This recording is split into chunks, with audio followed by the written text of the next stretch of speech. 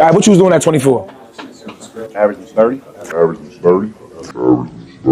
Shut your Having age mates is probably the most humbling experience of all time, because it really just shows to you that you're not as great as you really think you are. Especially if you're under the age of 30, your age mates are gonna be astronomically better than you. Like I'm 17 and my age mate is Lamine Yamal. Like the first time I found out about Lamine Yamal was 8 months ago when I was in New York. I must have been in my hotel room stroking my shit to Gracie Bond. And I know doing that type of stuff on holiday is kinda crazy. That's probably the most down bad thing I've ever done. But back in these times, I was an addict, a straight chronic beater.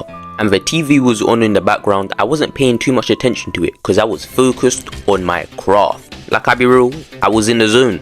I was going crazy. I was properly locked in. I had a Wilt Chamberlain type of stat line. But once I was done with my MVP type of performance and I received my happy ending, and then the PNC quickly kicked in.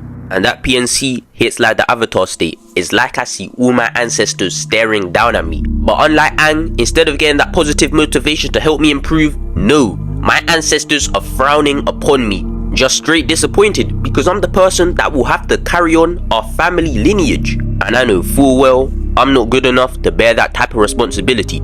I'm gonna probably run my bloodline through the mud. Like, it'll get to the point where my bloodline will get that Uchiha treatment. So I genuinely started questioning my place in this world and questioning my purpose. Like, I was really looking at my balcony and considering doing it. Like, what's up, danger? But to make matters even worse, I looked up at my TV screen and I'm hearing the commentators saying Lamine Yamal is 16 and carrying his team to a Euros finals win. So after hearing that he was 16 mixed in with the PNC, I just began to sit there and just lament on life, lament on my failures as a man. Can't peep this. At the same time, we were both 16 years old, but we were doing very different things. While he was carrying his country to a Euros win, I was sitting there letting my shit crust up, and in the 20 minutes it took me to clean up, he was now a Euros winner and apparently the second coming of Messi. But then me, on the other hand, I remained an absolute bum.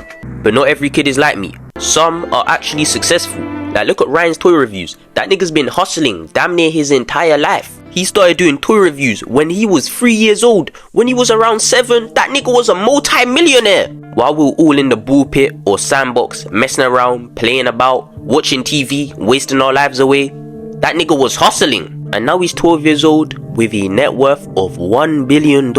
Like, his family has generational wealth just from his 9 years of hustling. Like, no one in his family ever has to work a day in his life because of his hustle. It's actually mind-boggling to me how this kid is 12 years old and he's a face of a conglomerate. And also keep in mind, he had 100 times blow up in the space of a year. He went from 100,000 subscribers to 10 million in the space of a year. By the time he was 5 years old, he had 10 million subscribers. What other 5-year-old do you know that's doing this shit? And streets say he was investing in crypto back in these 2015, 2016 times. Like, if my son doesn't spawn with these type of financial skills, I promise you I'm going to be pissed. And that's the issue with having such great age mates, because it sets unrealistic expectations for how people should be when they're that age. Because by the time my son turns 5, I expect him to ascertain generational wealth and put it all into a trust fund so he doesn't have to pay any tax on it. Like, I want him to be the breadwinner, I want him to pay the bills.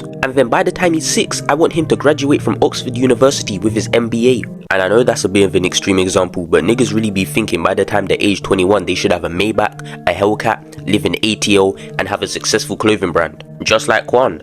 And somehow on his 21 years on this planet, he's managed to work out the infinite money glitch. Same thing with the Caprice guy as well. Like, it generally has me thinking, by the time I'm 21 and I don't have a successful clothing brand, I'm failing in life. It's like being 30 and not being the greatest in your field of expertise. And I know it's very unrealistic. Most people are not going to be on their Hall of Fame generational type of run. But still, it's a very humbling experience. Because when someone like LeBron was 30, he was averaging 30 points per game in the playoffs and took his team all the way to the finals. Meanwhile, you're putting my fries in the bag. And this is the exact reason why some McDonald's workers just choose not to serve certain people. and I don't even blame them. If I was them, I would do the exact same thing. So since they can't be like Ghana and make one of one, they might as well make a one of one saliva burger with no beef, no cheese. But thank God that has never happened to me, because I always make sure I'm respectful to the workers. But not everyone's like me. I have some friends that really be disrespecting some of these workers, especially the McDonald's workers. So if I spent 30 years roaming the earth to become a McDonald's worker and have some disrespectful little teenager disrespect me, I promise I'm crashing out. And I'll be real, there's really only two types of 30-year-olds. There's the ones that have their shit together, that life is going good for them, and then there's the one that are never happy.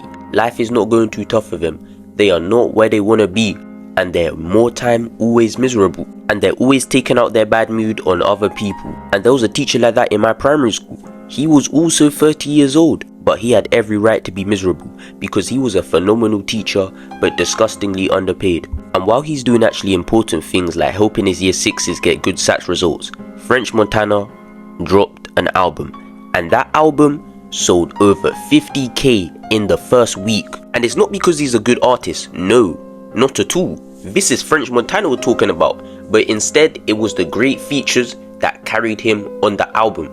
Keep in mind, it was an hour-long album and he had about 10 minutes on the mic throughout the entire album. So I don't even blame that teacher for being miserable, because I'm already miserable knowing French Montana still makes music. But then as you get older, you get a lot less envious of your age mates and just a lot more disappointed. Like when you get to that 50-year-old age range, your age mates are some awful people, or just overall very disappointing. Like imagine, when you're in your 50s, your age mates with someone like Stephen A. Smith. Not only does he have some of the worst basketball takes of all time, but he got pressed by LeBron. And I know, LeBron is 6'9", 250. He will fuck most guys up. But for him to make you sit down after he's done talking to you, for you to reflect on your actions like you're his son, is beyond me. Embarrassing. But also, one of your age mates is Diddy. And we already know about Diddy's freaky fandanglements. And a lot of the other age mates of a 50-year-old are frequent Diddy party attendees, like Jay-Z, who was an alleged co-host. But that is a story for another day. So you 50-year-olds are really outshining some of your age mates. But to be fair, the bar is set disgustingly low. But now we're gonna make a little jump to 100 years of age and talk about the MVP of nature documentaries, Sir David Frederick Attenborough. That nigga there has been feeding the UK with amazing nature documentaries for damn near 60 years now. He's sly the reason why I did so well on science, because I was moving warm on that biology paper. All because I watched a couple episodes of Our Planet. That's what I'm talking about. That's why he's the MVP. That's why he's the GOAT. The GOAT. Like the video, subscribe, do all that good stuff. And I'm gonna do a viewer embarrassing confession video, so make sure you follow the IG and DM me your embarrassing confession to participate. But if not, just follow the IG and join the Discord server regardless. And remember that comparison is the thief of joy.